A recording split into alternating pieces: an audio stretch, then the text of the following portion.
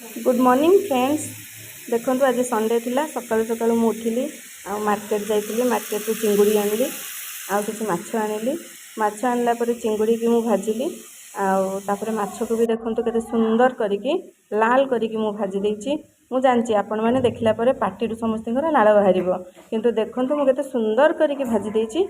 तापर मु कौन कली ना मु भाविली सब बेले तो आम एमती नॉर्मली माछ खाती किंतु मु माछ तरकारी खाती किंतु आज मु भाविली माछ कोबी आलू गोटे सुंदर कौन करी तार गोटे झोलटे तैयारी करी जोड़ा बेंगली माने तैयारी करती। आगु देखु मु चिंगुड़ी की कौन कली चिंगुड़ी गोटे फ्राए करदेली ताको मसला देकी पूरा कषिदेली अधिक पियाज टिके देकी कषि देछि। तापर मोर स्टार्ट हो गला कौन ना माछ कोबी आलू झोल। ये देखो माछपाई मु मसला कषिदेली कषिला देखो केते सुंदर भाव में कोबी आलू माछ तरकारी हो गला केते सुंदर भाव में तार फ्लेवर आसी कलर भी आसूची आउ तरकारीटा देखो केते बढ़िया होती। मु जानछि आपणक पार्टी सब लाल बाहरुथबो आ देखो केते सुंदर होती।